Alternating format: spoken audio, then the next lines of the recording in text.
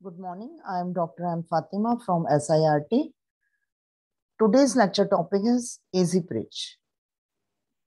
Now, the bridge circuit actually it operates on the principle of the comparison.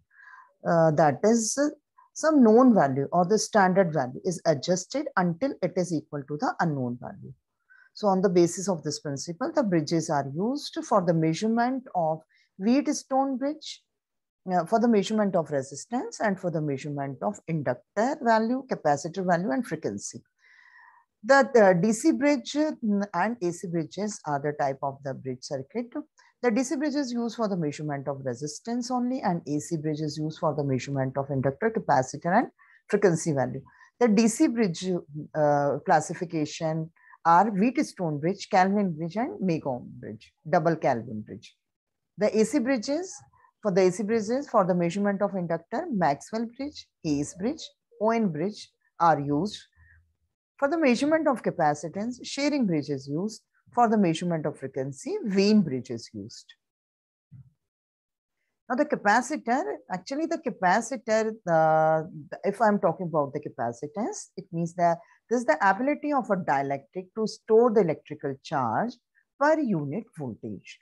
So you can see here, this diagram is showing a parallel capacitor. The two plates of the conductor in between dielectric is present. The plate is having some area A and the distance between two, let it be denoted by D. So the formula for the parallel capacitor C equal to epsilon A upon D. That is, the epsilon is epsilon R and epsilon. So epsilon R is the relative permittivity of the capacitor. Epsilon is the permittivity of the free space, and A is the area of the plates, and D is the distance between the two plates. This is the equivalent diagram of the capacitor. In the capacitor, the resistance comes here in parallel and inductor is also present. The typical values of the capacitors are microfarad, nanofarad, and picofarads. Next is the inductor. The inductance, actually this is the ability of a conductor to produce induced voltage when the current varies through it.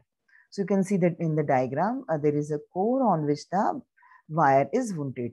L is taken as the length of this wire, and if N is the number of turns, and if I'm saying mu R is the relative permeability of the core, and mu naught is the permittivity of the free space, then the inductor or inductance capital L can be given by mu naught mu R N square A upon L, where L is the length of the wire, A is the area of the wire, N is the number of turns, mu naught is permeability of free space, and mu R is relative permeability of the core material. This is the equivalent diagram where the inductor is connected in series of the resistance. Some resistance is present in inductor. A stray capacitance or the distributed capacitance is also appearing between the two turns as shown in this diagram. This is one conductor, this is another conductor, and air is present between these two. So this is showing a distributed capacitance or stray capacitance. This comes in the picture, although this is not connected. So you can see here, this is the air core inductor. This is the symbol of the air core inductor, and this is the iron core inductor. Here, this is the symbol of the iron core inductor.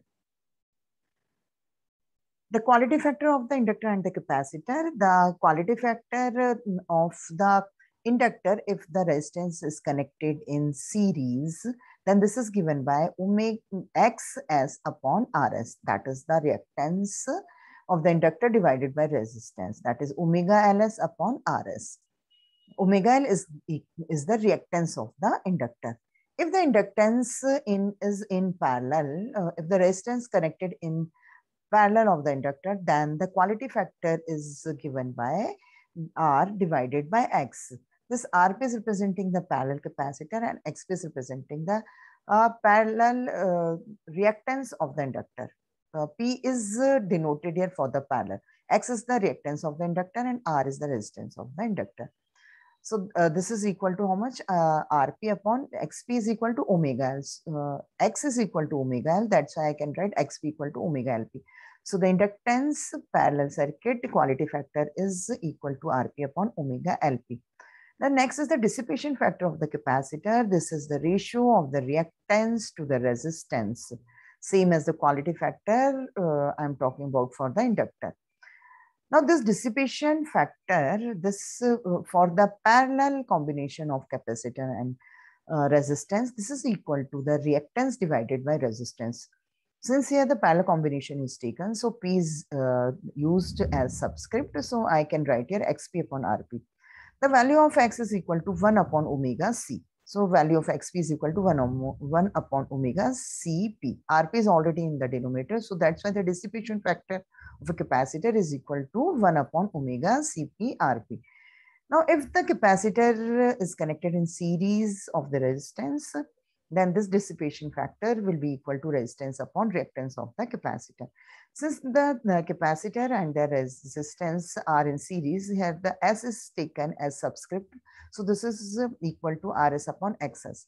The value of X is 1 upon omega C. And if I'm writing for the Xs, the value of this Xs is equal to 1 upon omega Cs. So I'm substituting the value of Xs here. So this is equal to 1 upon omega Cs, and it becomes this dissipation factor of the capacitance series circuit is equal to omega Cs Rs. So this much about the quality factor and the dissipation factor of the inductor and capacitor.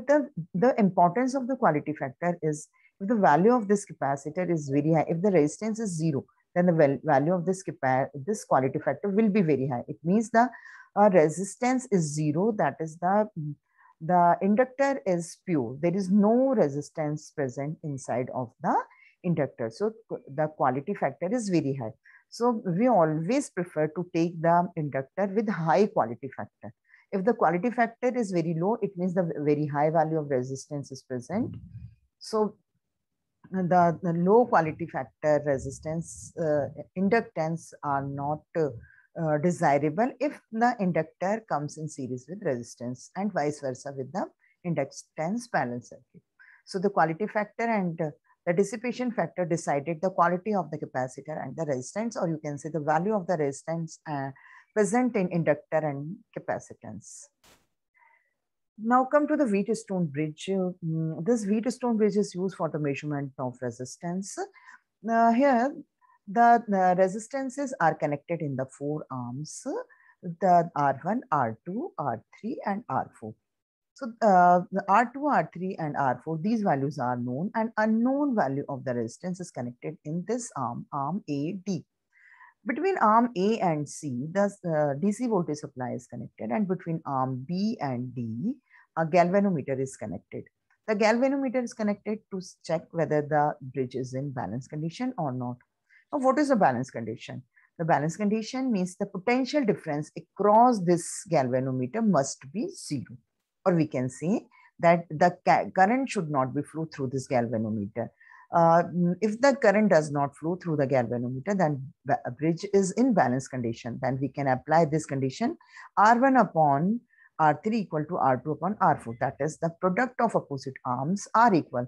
So the first pair of the opposite arm is R1 and R4. The another pair of the opposite arm is R2 and R3. So R1, R4, this product must be equal to R2 and R3. So this is the balance condition for the DC bridge. Wheatstone bridge is DC bridge, and it is used for the measurement of resistance. So by knowing these values, the resistance R1 can be calculated by applying the balance condition. Similarly, for the AC bridges, the AC bridge is also having the impedances in 4 arms. But this bridge is used for the measurement of inductor and capacitor value with the help of the balance condition. Now here the impedances are connected in the 4 arms Z1, Z2, Z3 and Z4. Between the point B and D, the AC voltage supply, AC supply is connected, and between the arm A and C, the detector or the galvanometer is connected. If I'm saying the bridge is in balance condition, it means the voltage drop across this detector or the galvanometer is 0. It means the current will not be flowing through the detector or the galvanometer. If this is so, then the bridge is in balance condition. So I can apply the balance condition. A balance condition is the product of the opposite arm must be equal. So the opposite arm, first pair of opposite arm is Z1, Z4, and another pair of opposite arm is Z2, Z3. So this must be equal. The product of opposite arms of impedance must be equal. That is Z1, Z4 must be equal to Z2, Z3. But in the AC bridge, this is Z1, Z4 equal to Z2, Z3 is not the sufficient condition for the balance. Since here the impedances depends on the frequency, so the angle also appear in the picture. So Z1, Z4 equal to Z2, Z3. This is only the balance condition. This is only the one balance condition. This is called magnitude balance condition. And for this, the another balance condition is phase balance condition. That is the phase angles of impedance Z1, Z4, and phase angle of impedance Z2 and Z3. The addition of these two must be also equal. That is, angle θ1 plus angle θ4 must be equal to angle θ2 plus angle θ3. So if this bridge satisfy these two conditions, Z1, Z4 equal to Z2, Z3, and θ1 plus θ4 equal to Z2 plus Z3, then we can say the bridge is in balance condition. And these balance conditions, if the bridge is at balance, with the help of this, the value of unknown inductor and capacitor or unknown impedances can be calculated. So this completes this lecture.